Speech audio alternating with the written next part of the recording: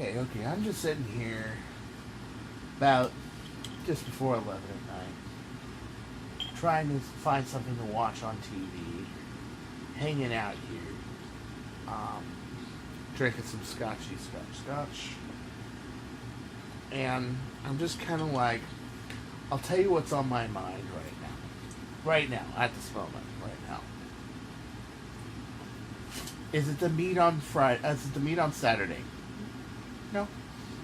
Is it seeing the old Nick crowd after not seeing him for a couple of years? Nope.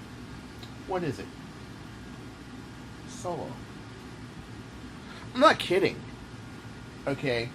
The movie, what it's going to take to pull this movie off is mind-boggling.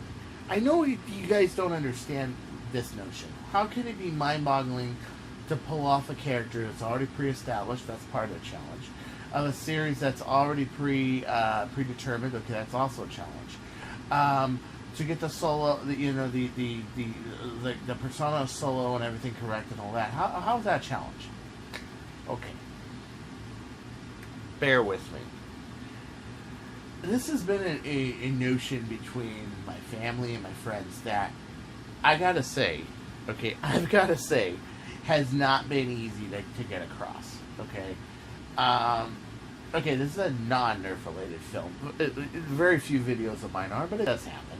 Okay, but I know that a lot of people in the Nerf community are very interested in, Solo, the new movie. Okay.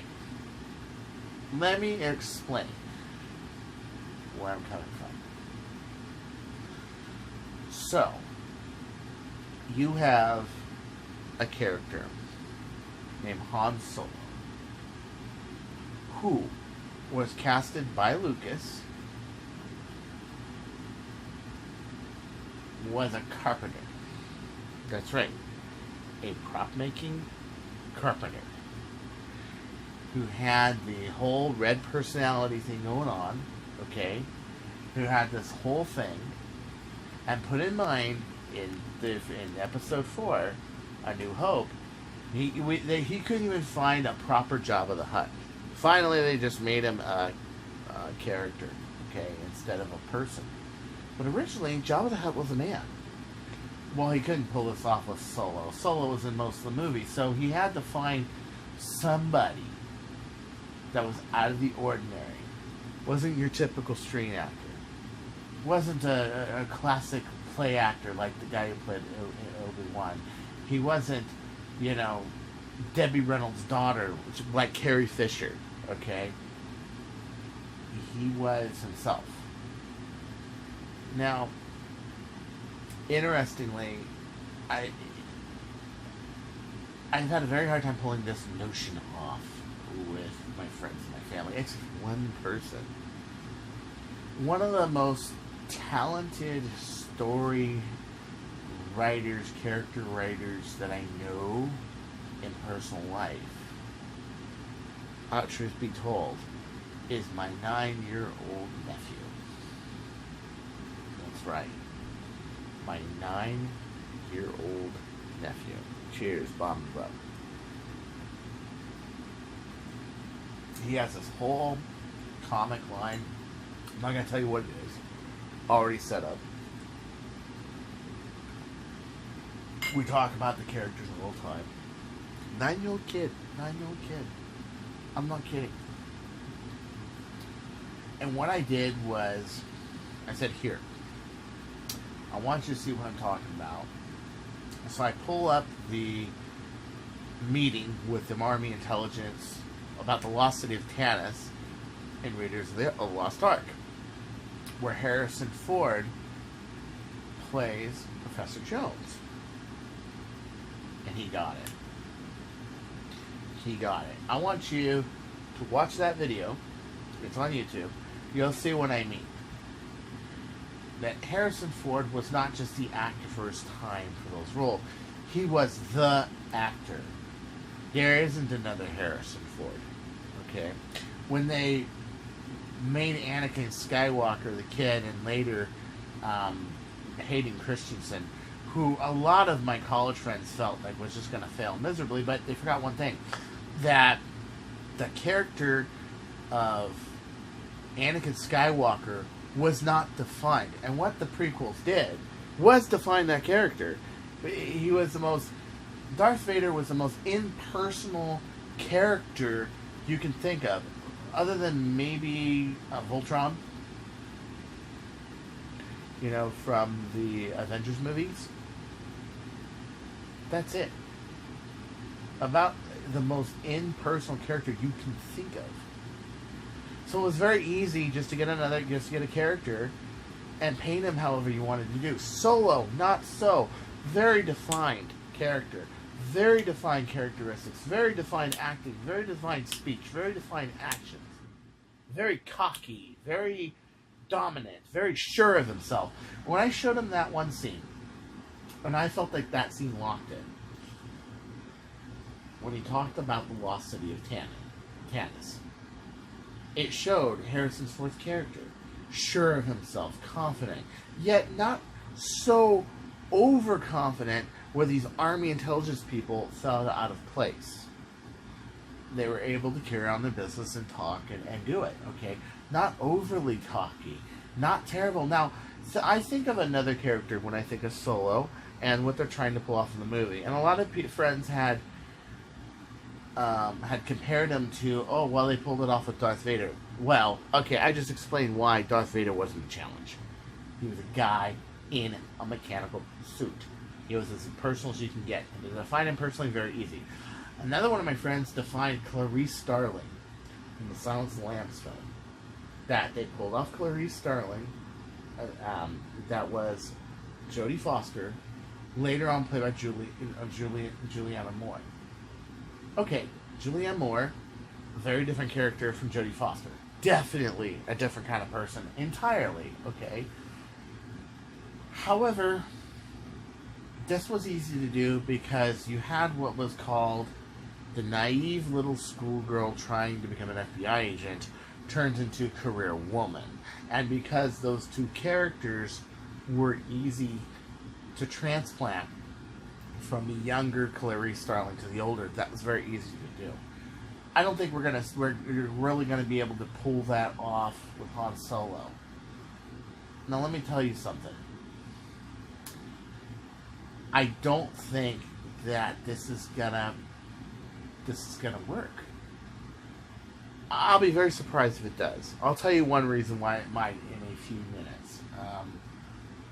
I don't think it's going to work, because if they try to do something like they did in Silence of the Lambs and Hannibal, where you had the younger Clarice and the older Clarice and they were worlds different, let's think about it. You know, you had a very unsure, low self-esteem girl driving a Pinto trying to get into the FBI who's studying at the academy, to this career woman who now drives a 5.0 Mustang, which I guess she's always wanted, a 5.0 liter Mustang, okay? You can kind of guess that in the movie, that was one of her aspirations. That she wanted to get out, get anywhere, get all the way to the FBI. See, she pulled it off. Solo, you don't get that kind of character. He never really felt like, oh, I want to get to this area. I want to get to this level. Never in the movies, if you saw, does he say, well, I want to just become this big pig farmer and make a bunch of millions of dollars. Or you see that? That's my dream house. You never hear that from Solo. You hear that he wants to be rich, he wants to have money, all that. He gives that all up. So that aspect of changing that character is kind of not there. And so you can't really have a big difference between an older and a younger. If they try that, that's just going to fail. Another movie I saw this in was a movie called The Mummy. The original Mummy with Brendan Fraser. Now, of course, there was a Mummy 2. And when the innocent little library lady, who, by the way, I adored Rachel Weisz as the innocent library lady, I watched that movie over and over again because I just love that little schoolgirl librarian character so much. And she turns into this slutty, horny, married little mistress. That didn't fly. That's why I just didn't like that film. That didn't fly. It didn't work. And all the other ones, The Scorpion King, I only watched it because The Rock was in it. It didn't really make me feel, you know. It just that one character going from this to that. There wasn't. What I'm talking about here is the audience buying the character, it going over and selling. We saw it in Silence of the Lambs. Julianne Moore pulled it off nicely. We saw it with Hayden Christensen. Despite all the rumors that he was a little bitch boy, he did it. It worked. Okay? Some people didn't like him. Other people thought other people would be casted. Well, what about Obi-Wan Kenobi and, you know, Obi-Wan Kenobi, young Obi-Wan Kenobi, you know? That was quite a daring feat. But then again, you got older Obi-Wan and younger, but we're talking older by 50 years, maybe even more. Younger could be much younger, okay? And when you talk about that actor, and I can't remember his name at the moment, sorry, he's normally run on top of my head because he's one of my favorite actors, okay? Why? Because he played in Trainspotting. He was great. He played a heroin addict. So you got a guy who played a heroin addict in the 1990s and is now in episode 1, 2, 3, and so on. 2, Star Wars. He pulled it off. Now that was a challenge, except for the fact that I think that wasn't an asset for him as an actor, not something to get over. I think that he was brave enough to play in Trainspotting as a heroin addict and able to be a Jedi. I thought that was great. I thought that was great. He's a versatile enough actor. Johnny Depp's done it enough. That's why he's not a typecasted actor. Everything except for, of course, maybe the Jack Sparrow. But to be honest with you, I couldn't call him typecasted. And if anybody wants to call Johnny Depp typecasted, I want you to see the Funny or Not special of The Art of the Deal and try to figure out who Mr. Trump is. That's right, spoiler alert. It's Johnny Depp. He pulled him off great, man. I mean, he had his character, his persona, just like, wow. Just awesome. He's done so many great films. This is why I like Johnny Depp as an actor. As a person, well, you know, man, I don't know. And actors are different in real life than they are in person. Except the one time, I don't want to talk about it. The one close time I got within 10 feet of Johnny Depp, I wasn't very impressed. However, I think I could deal with it, but I'm sure he's a great guy and all that stuff. But there was, I don't want to say it, it's too, you know, I like him too much. I don't want to say the one thing that really disappointed me when I got near Johnny Depp one day, and, yeah, okay, but anywho, yeah, and it was a yeah, really unimpressed. However, that's not why I like Johnny Depp. I like Johnny Depp because the guy's a dynamite actor. That's why he's one of my favorite. Yeah, Ewan McGregor, thank you. Another one of those high caliber actors. I can go from one completely controversial role to a legendary one like Obi-Wan Kenobi. I don't see that with anyone. Maybe even to the caliber of Johnny Depp. Maybe even to the caliber of Ewan McGregor. Being able to play Harrison Ford as a young Harrison Ford. I just don't see it. I don't see it at all. I don't. It's unfathomable. And this is why if I see this movie and they pull it off, I will be absolutely fucking amazed. The one thing that could make or break this movie is that. Now, one more thing. I heard a very interesting rumor that the original directors of this film had to have the picture saved by Ronald Howard. Now, Ron Howard is a very good interpersonal actor of personal traits and characters. He gets the most out of his characters. He's a very good director, okay? He had to reshoot 75% of the film. Had to reshoot 75% of Solo. And I'm guessing the other 20-25%, whatever the actual number is, because even 75% was a loose number that was given to me. I'm betting those are more space scenes, chase scenes, shoot up in dog fighting scenes with X fighters, whatever, what have you. Okay, I'm guessing. My guess is that he had to shoot every single solo in it because it didn't fly. That's my guess. Now that gives me a little more hope because Ron Howard is actually a very talented director. He's not a hack. He's good. He's great, as a matter of fact. And I gotta say that, you know,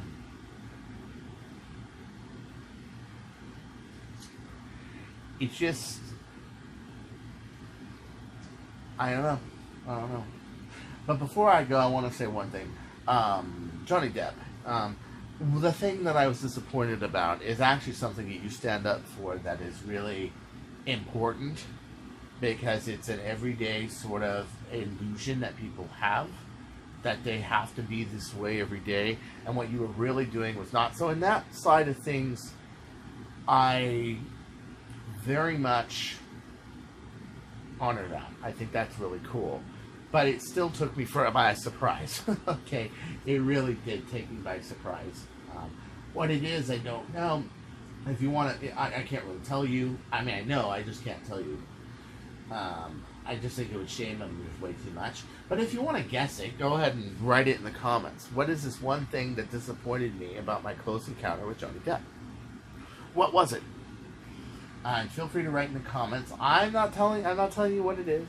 I like the actor way too much, but I'd be interested to see what you guys write. Well, anyway, this is Chris Cartea. I'm gonna go to bed. Well, I'm gonna be up for a little while. Try to watch a film if I can get my online system working. I don't know. I may have to reboot my computer or something. I don't know what the hell's going on with my computer right now. But don't go changing, or I'll find you.